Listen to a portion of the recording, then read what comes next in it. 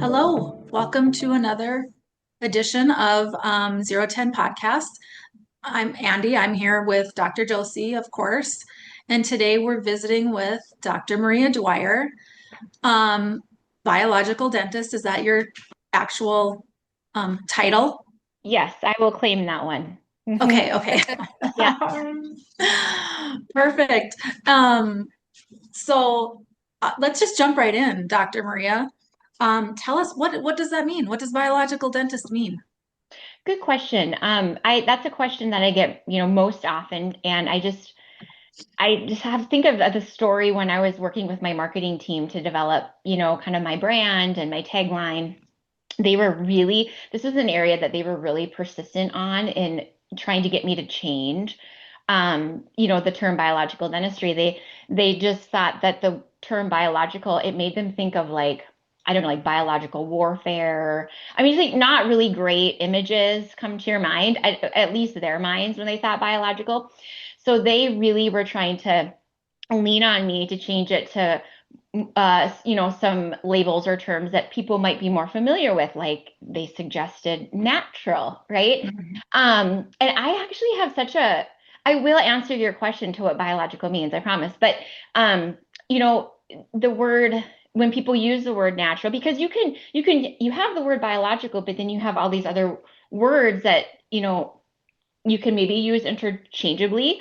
And they all kind of overlap, like functional dentistry or integrative dentistry or biological dentistry or holistic dentistry, or, natural dentistry is the only one of all those I just mentioned that really just kind of like, it just kind of gets under my nerves because there is really nothing natural about dentistry. I mean, there's just not. It's a profession that relies on, cutting your natural living body and then filling it with just, artificial materials and chemicals. There's nothing natural about dentistry. So I really, really try hard to stay away from that. And when I'm called a natural dentist, I do tend to correct people because that's the one distinction I want to make is that, I'm not claiming to be a natural dentist. I don't really believe there is such a thing, because the truth of the matter is we use a lot of chemicals in our products in order just to restore a simple filling, but the word biological really means, at least to me, and you might get a different answer if you ask a different biological dentist, but in my world and the way I practice it is I really try hard to connect the dots between, the mouth, and the health of the mouth and the current state of the mouth, and also the care of the mouth. So, like, the services I provide, I try to connect all of that to the rest of the body so that I just try to bring awareness to the fact that what I do specifically, so the procedures and the materials that I use and place in people's mouths do have the potential to impact the rest of the body either in a good way, or unfortunately in a really negative way. And so, with that mindset and with that respect of, um, I really pride myself in, my material selection, in choosing materials that, are least toxic, right? Knowing that, what I'm putting in people's mouths are plastics and metals and, bonding agents that are chemicals and topical agent and anesthetic. It's all chemicals.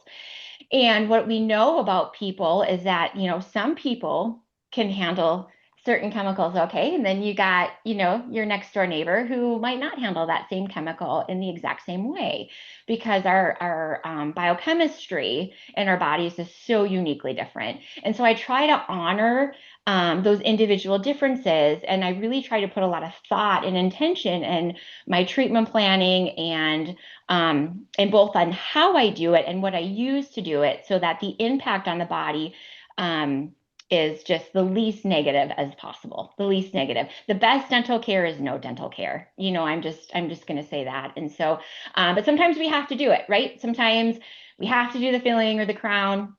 And so I'm going to do it in a manner that's going to not create more body burden for that individual, but hopefully try to even lessen some of that body burden. And so it's just connecting the dots between oral care and systemic care. And it's more of a holistic approach, if you will. And I really, really love putting on my, I don't know, like the problem solver cap when I've got a lot of patients who are in my chair and they're just not certain why they're dealing with this disease or dysfunction in the first place. It's like, I'm here to help you and I'll fix the decay and I'll restore the tooth. But really, we need to spend as much time or more talking about how you got here in the first place. What are some of the things that you're doing or not doing that brought on this disease or dysfunction, and we got to spend a lot of our time there trying to figure that out because the name of my practice being root cause dentistry, I just have this passion in trying to figure out what is the root cause of your issue. Is it from the gut? Is it a gut dysbiosis that's affecting your oral microbiome, and or vice versa? Because we know the two are intricately connected. And so we talk about nutrition, and we talk about all of that because they're all just different pieces of the same puzzle, really. Totally. Mhm. Wow, that's a lot. That is a Yeah, lot. that was a long answer. I'm sorry. No, that's perfect. It's perfect. That's what we want. But that's a lot. Like, where do you, Josie, is your mind going? Where do you have a question right off the bat? I've got a Sure. lot, but Yeah, I do. Same. yeah. So I guess the biggest, like right now coming to my brain was when I was younger, I had a lot of cavities when I was younger. And they told me it was because of our well water. We live on a ranch Mhm. out here. So they'd Mhm. said that we didn't have enough fluoride, right? So Yeah. anyway, I've had a lot of dental work. We'll just say that in my life. Mercury fillings, like all the things. Mhm. My one question I have is, what do you find that does to the microbiome in your mouth when you have got quite a bit? I've had, quite a bit of work done on your mouth, and then and no support, probably. Like I didn't have we didn't know what probiotics were when I was a kid, like we didn't do any of that. So have you seen like a correlation between maybe metals and chemicals to like the flora of your tongue and mouth? It's a great question. Leave it to you to ask a question I've never been asked before. So, Oh no, sorry. because if I think I'm understanding your question correctly, you're asking what is the impact of dental care, of previous dental care, previous dental surgeries, and any materials that are placed in the mouth on what is that impact on the oral microbiome? I just want to clarify your question. Yeah, I am curious on that. Yeah, and I haven't seen any studies pertaining to that specifically. So I don't know whether you throw in a composite, plastic filling versus an amalgam filling, what impact those filling materials have specifically on the bugs. Um, I don't know, just thinking through this, in real time here, being on the spot, I'm not sure if, you know, if if the procedures and the restorations and the restorative material would have such an impact on the oral microbiome. To me, it's just more of like it's not, so that's kind of like a one and done thing, right? It's like I had this condition and then I had this procedure and this happened. And that was, obviously several years ago. I think, more of an impact in the microbiome is just like the day in, day out. What are you doing in the morning? What are you doing in the afternoon? How are you sleeping at night? What are you putting in your body, around the clock? That's going to have, of course, the biggest impact on the oral microbiome. But I don't even know. I mean, I'm just curious now. And as soon as we get off this Zoom, probably that'll be my weekend homework is like, is there any impact on dental care, specifically restorative material, on the oral microbiome? And the answer to that is I don't know. But I think the bigger question is we just know that the daily repetitive things that we do day in and day out have of course, the biggest impact on that. So I think that's Like, give an example of what are the things that negative impact that we do daily, and what we could do differently. sure. So, a lot of the education I try to give my patients around that question really is specific to like frequency of eating, because we know that every time we eat or drink, right, anything other than water, which is pretty pH neutral, we get a drop in pH. So, the oral cavity becomes more acidic. So if we're waking up in the morning and we're having just like I don't know, we go out in the kitchen to grab our coffee, but we just have a few bites of the berries on the counter, that are high in sugar, but that's going to spike this drop in pH, and so we're going to have this acidic oral environment, whether it's one bite or two, we see that drop. And then it stays acidic for several hours before it slowly starts to come back up. And then maybe around that time, you've had your coffee and now you're maybe ready for, breakfast, or maybe it's the second snack of the morning, whatever it is. But people who tend to be more of like those little light grazers where they're just like going to have a few crackers here and maybe a few berries here, and then they're going to have maybe, a little bit of yogurt here. It's the frequency of eating and or drinking that causes the most damage to the oral microbiome, because then the oral environment stays in an acidic state longer. And every time it starts to climb back up to a more pH neutral or alkaline environment, we ingest something else again and it drops right back down. So most of the day is spent in the acidic environment, and that environment really fosters, the bad bugs.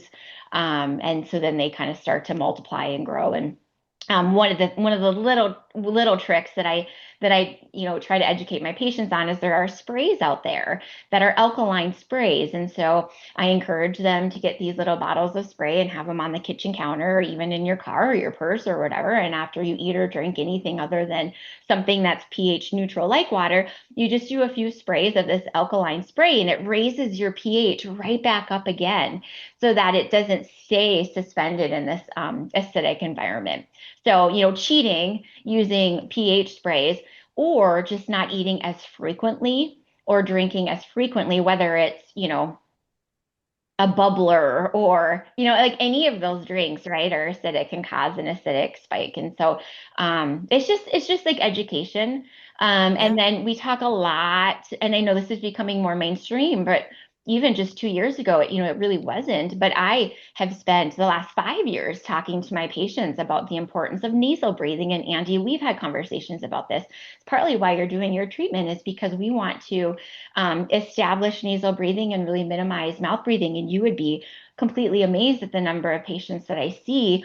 And I know this because when I'm in there with my mirror and I've got my little mirror in their mouth trying to do a filling, and they keep fogging up my mirror because they're breathing in and out of their mouth, I'm able to spot mouth breathers right away. And some are aware that they do it and some aren't, but that mouth breathing really shifts the microbiome. And unfavorably, of course.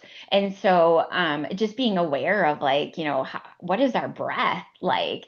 And just being aware of that. And especially when we're sleeping, when we don't really have control over what our jaw is doing, if it drops open and hangs down due to gravity or positional sleeping, is that, are we maintaining that lip seal? And are we breathing through our nose at night? Because if we're not, then our mouth is getting dry, and a dry mouth is unfavorable. And so saliva is our body's number one protective mechanism against decay. And so if we reduce anything that reduces salivary flow and dries the mouth out, we're going to see an increase in cavities. So it's kind of more of that stuff, that I like to educate patients on. And it's that's that daily functioning, day in and day out, that's really going to affect the oral microbiome, not to mention specific foods, right? So, we've all heard of like the alkaline diet and what that looks like. We know we want to keep our whole systemic body more in an alkaline state. So what are some of the things that we can eat in our diet that can help maintain and sustain that higher pH levels?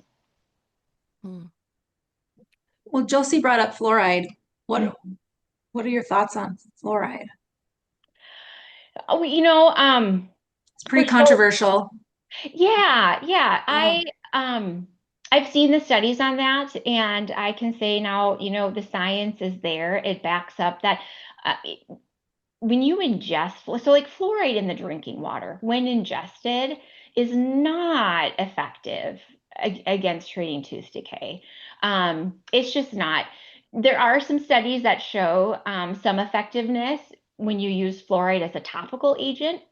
And so if we're going to if we're going to apply fluoride topically on our teeth, that does get, like absorbed in our tooth structure through the tubules, and that does have some remineralizing, potential there. But the cool thing now is that we have other remineralizing agents that we can apply topically that we don't really need fluoride anymore. I mean, fluoride serves like this big of a purpose, and listeners can't see my fingers, but it's a really small amount that fluoride, can really help us. It's like such a small piece of the puzzle. And again, now we have like, hydroxyapatite is a remineralizing agent without the risks of fluoride. So why wouldn't you use that? Because studies show that hydroxyapatite is as good as fluoride in remineralizing enamel. But fluoride has never been that effective when ingested. And fluoride's in everything now. I mean, it's not just about our drinking water. It's in all foods, all products. It's in cereal. I mean, fluoride is in everything. And there's no way we can, because it is in so many things. It's like the dosage and the amount that, individuals are getting because they're getting it from everywhere. I mean, that's a really hard thing to manage. And so that's why, I mean, I just don't think it has any place in our food or water. So. I didn't know that fluoride Now was I'm in curious. everything. Yeah, it's in a lot of things. Yeah. Is it? Yeah. Yeah. Interesting. Did you know that, Josie? Well, I knew it in drinks. I didn't think about it in, well, I can see cereals though. Yeah. I'm sure it's in that. I don't know. Hmm. I'm gonna have to, now Keep your keep I your got me keep your eyes digging. open. Yeah, keep your eyes open. So, I will. I will. Okay, interesting. Interesting. So how did you get into this in the first place? Like what brought you into this industry? Like dentistry in general? well, dentistry in general was my first career kind of was a flop. Dentistry wasn't my first choice. My degree out of undergrad was in exercise physiology, and I wanted to be. I'm not really sure what I wanted to be, but it was, something in the wellness, industry. I ended up my first job out of college was as a personal trainer in Eden Prairie, Minnesota. I got a job at like, I think, probably the snootiest, exercise club in Eden Prairie. And I tried my hand at being a personal trainer, and I found out quickly it just wasn't for me. So then it kind of left me, wondering what to do. And I was kind of going through all the different healthcare um, careers. And I thought maybe about being a physician assistant, and I don't know, because I love health and wellness, But then my mom called me one day and she said, "Why don't you be a dentist?" And I said, "Okay, that sounds great. I'll do that." So then I had to pivot. I had to go back and take all the undergrad classes that I did not take to get into dental school. So like I took organic chem and physics and all the hard ones, like, all at the same time. Got into dental school, did 4 more years, and then moved back to Bismarck and joined my dad's practice. And so that's how I got into the field of dentistry. I was never, yeah, to be honest, I was never passionate about teeth. I mean, I don't know. Maybe some people are, I don't know, but like it was never like, oh, I want to like learn about teeth. It just was never that for me. But Well, it's cool how you've like combined it all now together into this right. really. Yeah. So, I mean, I am exactly where I should be. And it took me about 13 years to get there, even after I started practicing dentistry. But to be able to combine wellness and the field of dentistry into a niche where I can talk about nutrition. And I mean, there are even studies about the effects of exercise on your oral health and on the microbiome. And so, I just love being able to have those conversations with people and talk about supplementation, and I get to talk about it all because it all contributes to oral health, which is so important for overall health, and it's underestimated. It's When you funny. say you look at your clients as a whole and as Yeah. like maybe you put on your thinking hat and you try to look at them as a whole. Mhm. And so would you call that like you're trying to solve a puzzle Yes, type of thing? there are, yes, absolutely. I see really, because of what I do and how I approach it and my philosophy, I see a lot of, most of my patients are dealing with multiple health issues. I mean, these are not individuals who, by and large, are like healthy and thriving. These are individuals who come with a long list of diagnoses, and some are, pretty black and white, cut and dry, where it's like, this is what I have. This is, these are my issues. This is my diagnosis. But a lot of them, they don't know. It's like a mystery, right? It's like, I don't know why I'm so X, Y, and Z, whether it's like fatigued or, whatever the symptoms are, and they're going down the list, and they're seeing all of the doctors and all the different specialties, and they're trying to figure out what is the root cause of this, of my illness or of my symptoms, and could some of that be stemming from the mouth. Is it the root canals in my teeth, right? Is it any previous extractions? Do I have cavitations? How do I know if I do? If I do, could it be causing this? um it's just, and so I really try to take the time with them and kind of unpack some of that and help them figure out, like, and I love that, I use my cone beam a lot, which is it's a three-dimensional, image. Andy, did we take a cone beam on you? Do you remember? It was like you got to see your skull. I Um, didn't see it. So if you took it, I didn't see it. okay. I'll have to go back and check, but I take a lot of those on patients who have a lot of questions, and they're kind of trying to get to the bottom of things, because that really does show a lot. I get to look at people's sinus cavities, and the architecture of their nose and their nasal passage, and we get to look at um, look for any hidden infections from root canal teeth and that sort of thing. And I mean, it's pretty crazy what I've seen on some of those scans that people had no idea. It's like, oh my goodness, well, that explains that. And so that I use that a lot. But then also it's just talking through some of their symptoms, and like I said, trying to connect some of the dots. I mean, I will be the first to say there are so many people out there who have these mercury fillings in their mouth, and people are really not aware of all the different symptoms that mercury toxicity can cause.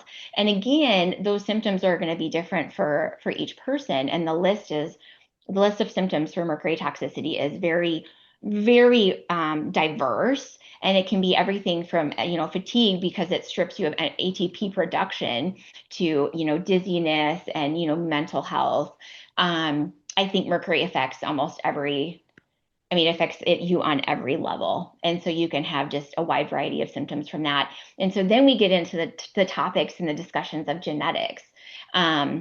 Because a lot of how these things affect individuals really depends on their genes. And it's like, do you have any polymorphisms or any genes that have kind of got, maybe you're not blessed with a good set of genes. And so we start to dive into, do you have the MTHFR? Do you have slow comp gene?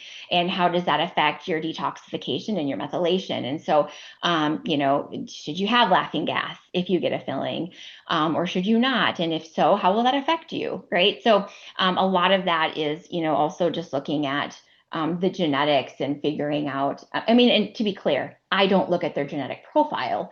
I'm not trained to do so, but I know enough about dirty genes to know how they can affect you overall. And they predispose these individuals so that, the effects of dentistry, the materials we put in people's mouths, they're just a little bit more sensitive. These are sensitive individuals because they don't have these robust genes. They were given a set of genes that just predispose them to be chemically sensitive. And so they're going to feel the effects of things more.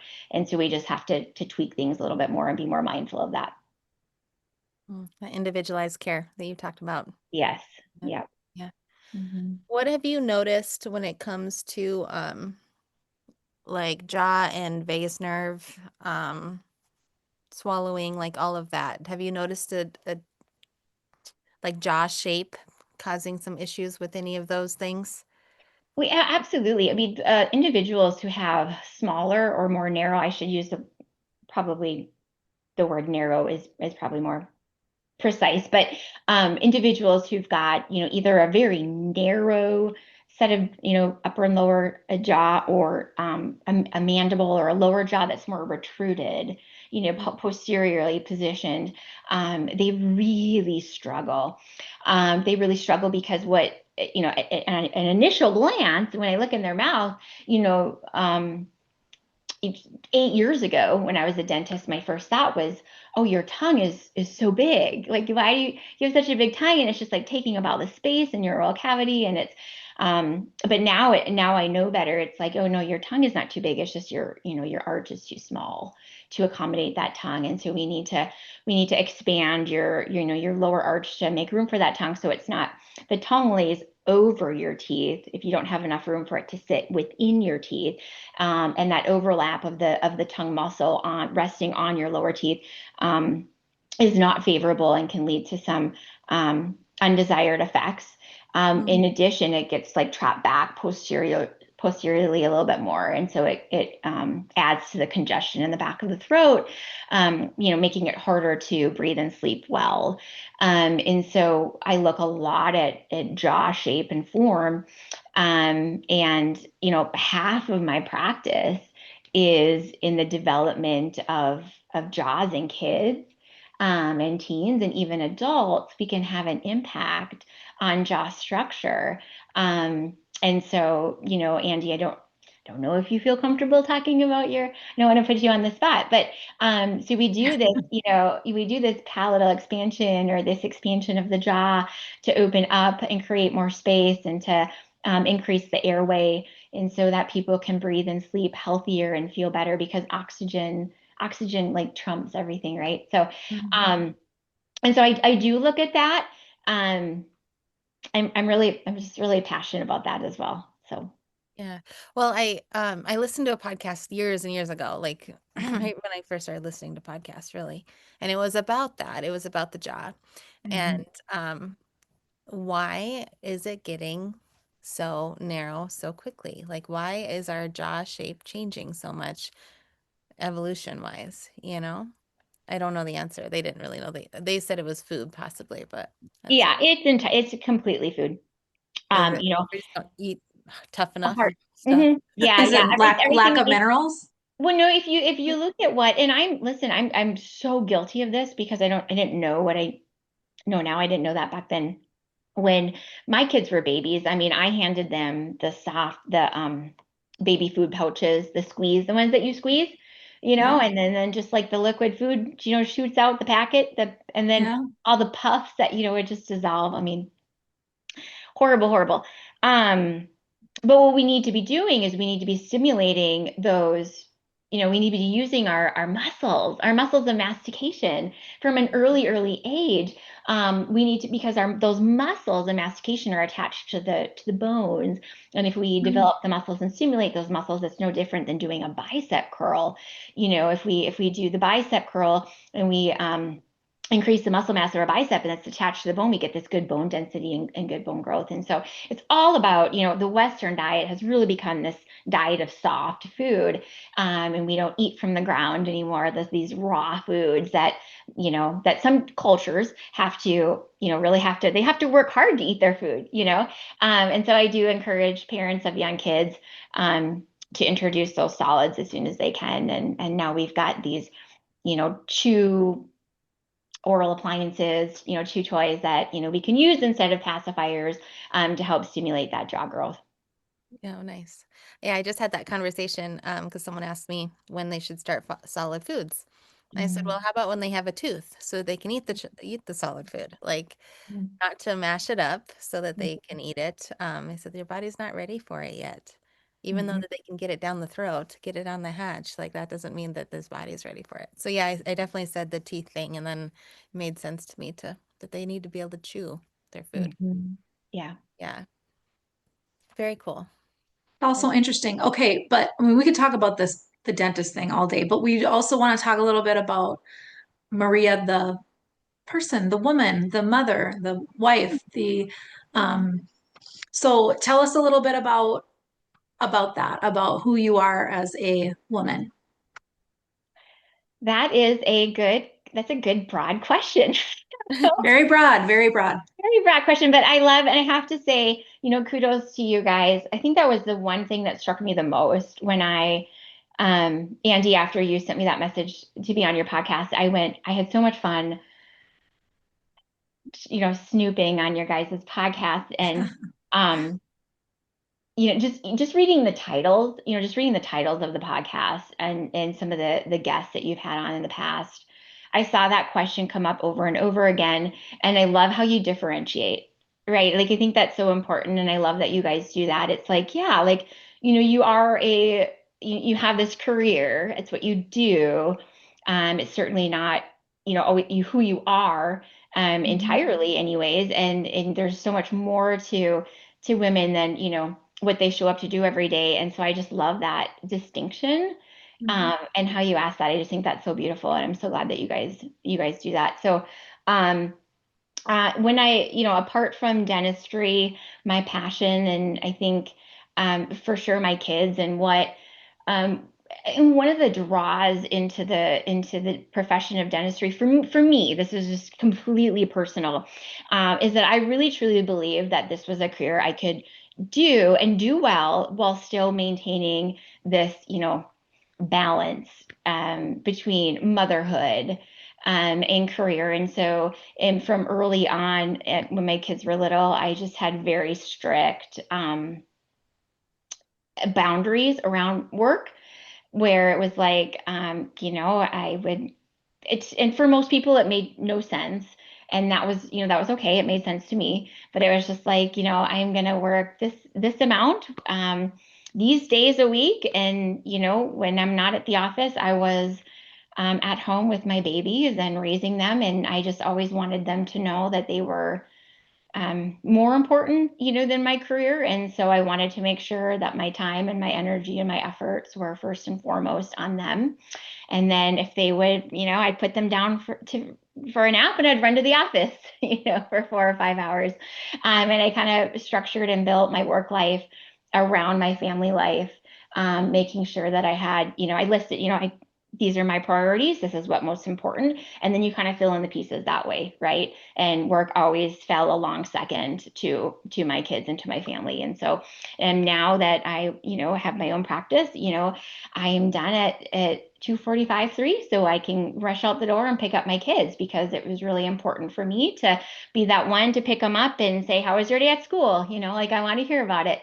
And so just that balance, it's just motherhood is my kids are my everything, and I didn't like coming home at the end of the day from my job exhausted, having seen 30 to 40 patients a day, and I just had nothing left in the tank to give them. It's like they kind of got my leftovers. This was as when I was an employee at my father's practice for so many years, and he just had a different practice model. So I was just seeing so many more patients, and I just would come home just so spent.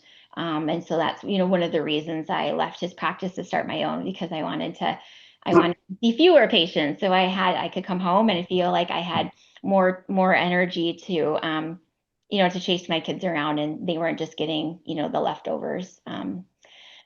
So I don't know. I like to chase them all around. My son is currently living in New York, and he's 15. He left the house last year when he was 14. He spent a year playing hockey in Pennsylvania, and now he's in New York. But so now it's like, I look at my schedule and like, when can I go?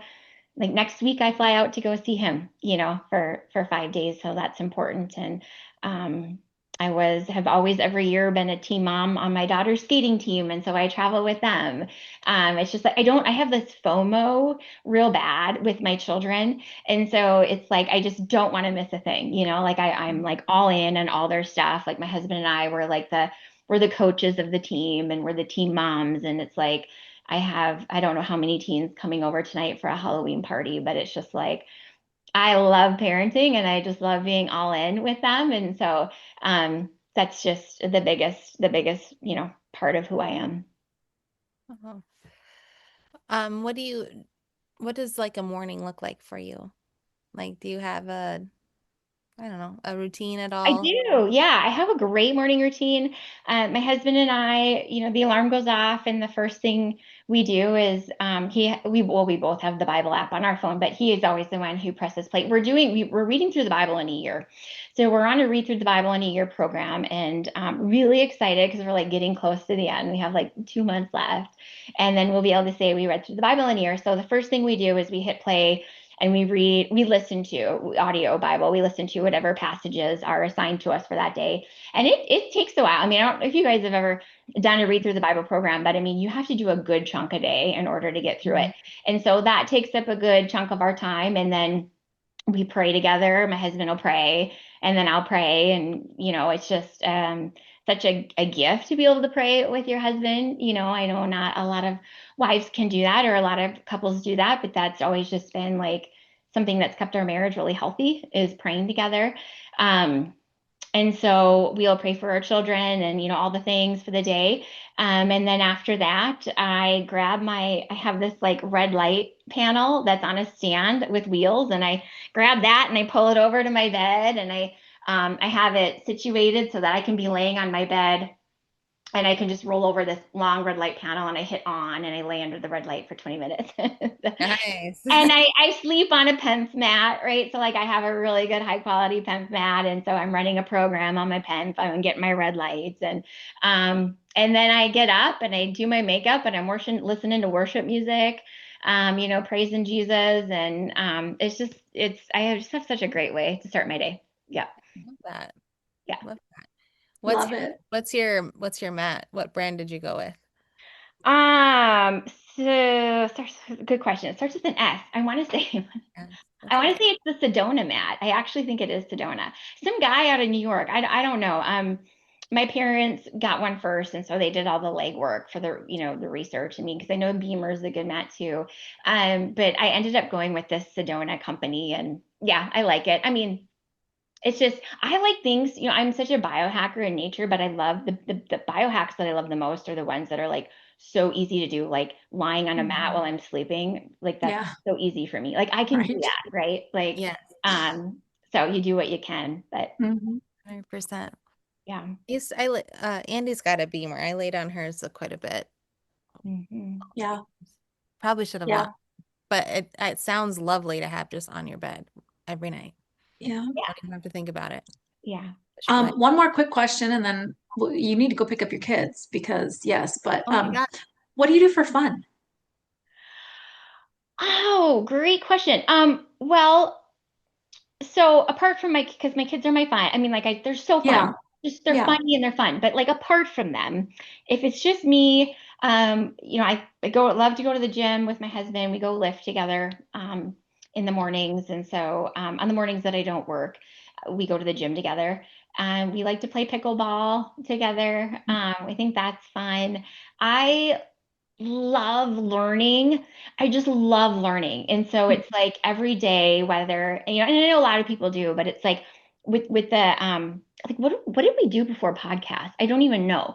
Right? Like what did we do before? Because now we can just hit a button and get like, all this information while we're driving our car or, doing the dishes or whatever. So I whether it's like reading a book or listening to an audiobook or listening to a podcast or doing some research on whatever topic it is, at the end of the day, it's like, I got smarter today. Like I learned this, I learned something. And I just love to expand my knowledge base on anything, health and wellness related.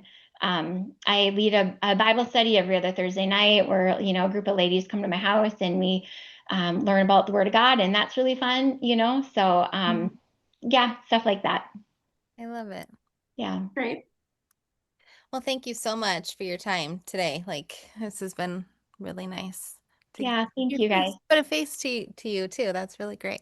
Yeah, you as well. Thank you for having me on. I think what you guys are doing, is such a good thing. And I am really excited to learn more about your retreat that you guys, offer. I know Andy, we were able to ask you a little bit when you were in the chair, but it's something that is like on my list of things to do is just to kind of learn more about that aspect of what you guys do. I have to ask you, why did you name your podcast?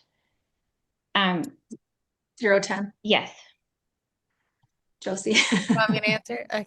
Yeah. Well, we're kind of numbers people in general. Like, so we've been watching for numbers as signs, angel numbers specifically. And then I don't know, when it came down to like figuring out the name of our podcast, it's like we just like the sound of it and we like the numbers. So some people might think it's like 0 to 10 or whatever, like, like there's a reason for it. And no, the numbers, like just 0 is a wholesome number. And it just felt like a really, wholesome authenticity, um, imperfectly perfect, that kind of thing. So that's why it went, and it has a ring to it. There is a little bit of a ring to it. So Yeah, absolutely there is. Yeah. I yeah. wasn't sure if what it meant, but keep doing what you guys are doing. I think it's so awesome. Thanks. We think it's awesome that you took time out of your day to be with us today so we could learn a little bit more about you. And so thank you so much. We really Yeah. appreciate it. Thanks. And the name of your business again, real quick before we go. Root Cause Dentistry. Well, actually it's Root Cause Dentistry and Airway Center. Oh, I tweaked the name about 4 months ago.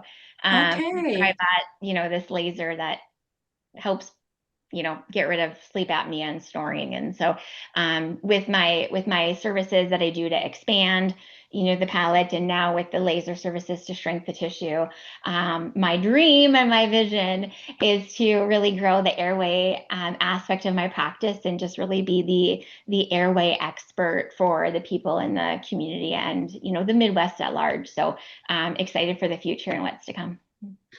And I'm sorry, I'm going to say one more real quick Yeah. question. Are you biological dentist are the only one in the state?